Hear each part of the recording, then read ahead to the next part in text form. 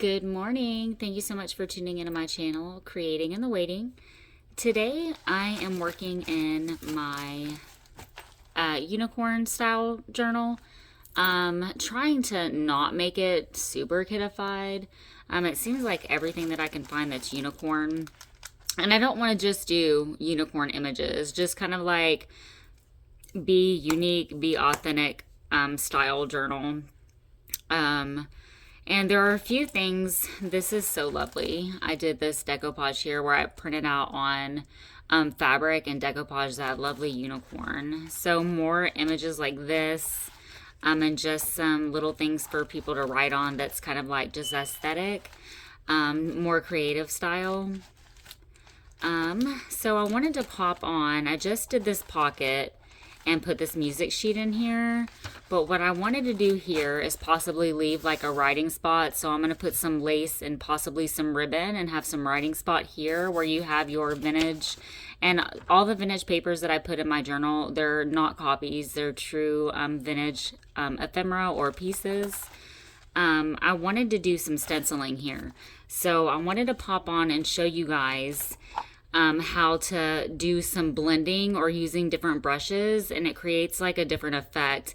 And I wanted to kind of do this with some blue, some pink, some light purple maybe, and some green, kind of like rainbow style.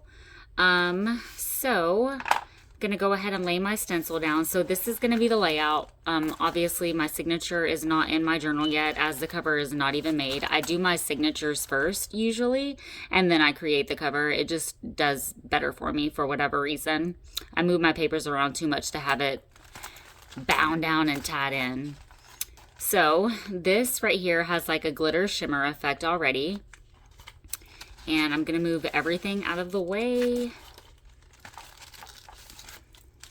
in hopes to remember how the signature was. It always gets moved around. And I don't want that bird there. So when I do my stenciling, I'm gonna make sure to not get the bird.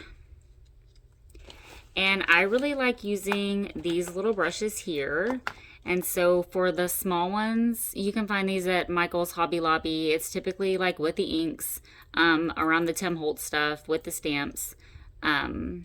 For the smaller parts in there, this is good for like getting into the area. You can also use the finger daubers. It's also good for blending. These act way different than the daubers. If you use them both, you would understand what I'm talking about. And then these little things are really good for blending. So here I'm probably not going to do so much blending, just kind of showing you guys how to do a different thing with a stencil where you're just doing different colors. So I want my stenciling here. I'm gonna kind of move this over. There's something sticky on my floor, and yes. So what I am gonna do is kind of see if I can't just grab something really quick and hold it into place, because y'all know me, if you've ever seen me stencil, my stencil like shifts all over the place, because I'm so like, typically when I'm doing it, I'm so already in a creative state of mind where I'm just like, oh, go, yeah, oh, throwing everything at it, and I can't be bothered with clamping things down. But let's just give that a go. So I think I'm gonna take like some darker colors and work my way in. I'm gonna play with, I don't necessarily really want brown. Let me get this off my dauber.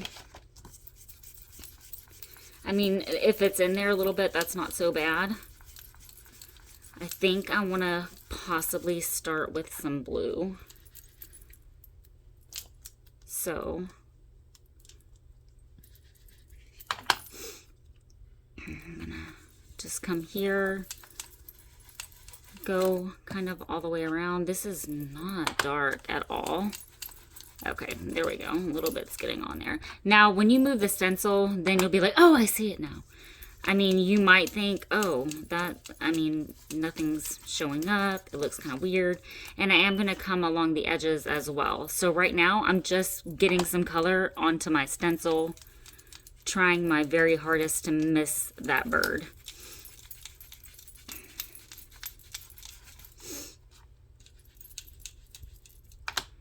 just some different ways to add different things to your pages for backgrounds, or even just as a simple, you know, as the background, but leaving it for writing so that you're not adding too many pockets. Just like a really good balance in your journal, if that makes sense.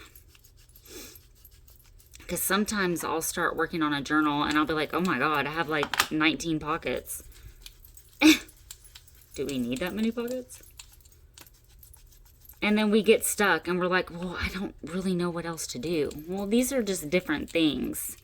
And you'll see how much it did to just this. And then over here, well, this isn't going to be here, but over here, this is tore. So I decoupaged it shut, but I know I'm going to do a flip. So that's going to be 100% completely covered. I'm doing a flip with an envelope.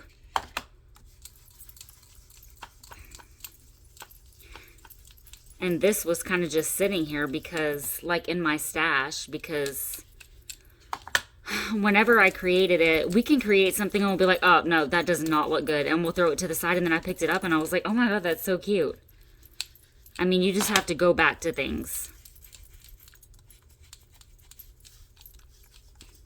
Does anybody ever have that same experience?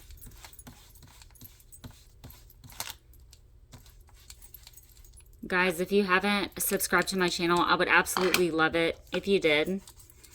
And make sure to hit the like button. If you haven't found me on Facebook, please do that as well. I do have a Facebook group that I'm going to link in the description box below. Please join us there. Just trying to really build a community to support each other, encourage each other. But it's just also been so fun. Yesterday, we did a contest for about a week. Where people guessed a number of buttons in a jar, and then the winner won an embellished journal of mine. That was my first contest in the group, so I wanted to kind of do it a little bit bigger. We hit a member goal, so that was super fun. We're doing a challenge for 2 weeks where we're creating something, and then it's a winner takes all. And it's ATCs this time. So whoever wins the challenge, and the actual group members are going to vote on who they think the best ATC card is. So the winner will actually receive everyone's ATC cards. So that would be super cool. Just a fun way to get to know each other, because the rule is, the only 2 rules with the ATC cards is that it has to be true ATC size, and it has to represent them, something that they love or the person that they are. That way we can get to know each other. So I thought that that would be fun. It's like ATC winner takes all selfie style. So that's something that we're doing for 2 weeks. I like to pop on and try to do live tutorials. Yesterday I did a live creating here. Okay, look, I did a live creating a paper snippet and some scrappy pads. So just fun stuff, little tutorials. Just kind of going around the outside with this purple, or, you know, just wherever. Don't be scared.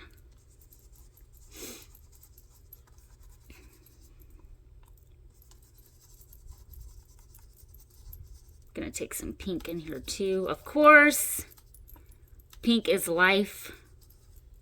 And here I am using this freaking purple. As if I really care for that color.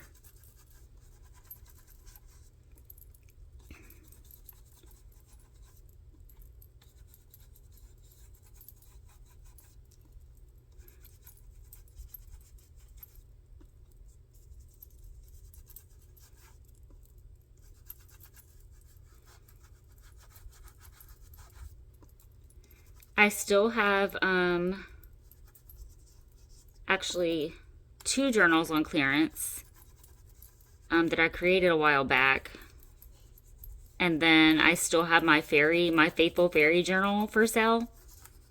Comment below or send me an email. Find me on Facebook. I think it's in my Etsy as well. But if you get with me directly, we can bypass some stuff. I mean, you know, like all of the different fees. It's just crazy. Taking some pink here. Oh, that pink's gonna set it off. That pink seems to be way brighter. Oh yeah, that's offering a good color pop. And I might go in here and spray it with some spray paint. We'll see.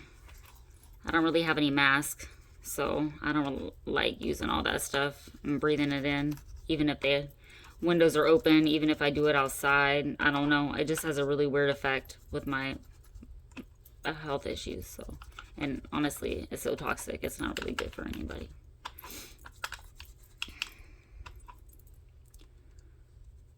That little thing looks like it's missing something there. So I would typically be using brown around the edges or to start off with as my base, but I just felt like I didn't, for whatever reason, didn't really want to use brown here. And I even brought it over. So I really enjoy using these. It's worth the investment. And they have brush cleaner. You can clean them if that's something you're into. Oh, I wonder what this is gonna look like when I pull it up. Let's go ahead and just go with it. Oh, that's lovely. Oh, that's lovely. So, oh yeah, that's lovely. Oh, now I wanna stencil all the papers. Ooh, that looks good, y'all. I know it looks so much better in person. That's real good. Okay, so that was going to be, oh, I almost want to put that right there, but that's not really going the right way. Oh, that's so pretty.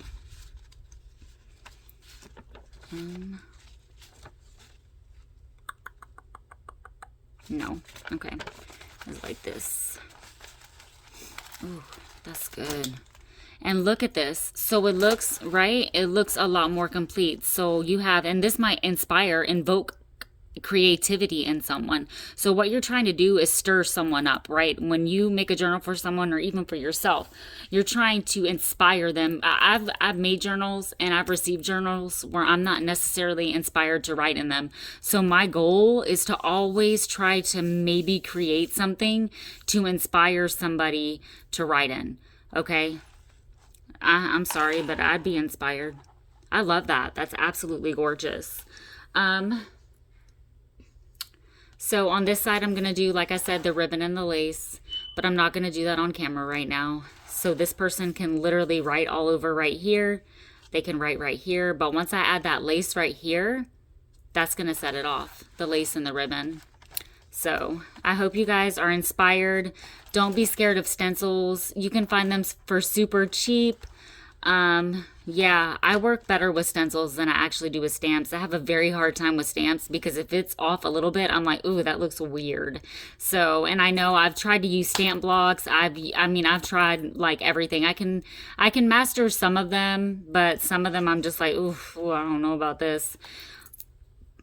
If you guys like this video, comment in the description box below. I hope that you guys create beautiful things this week and that you guys are blessed to be a blessing. God bless.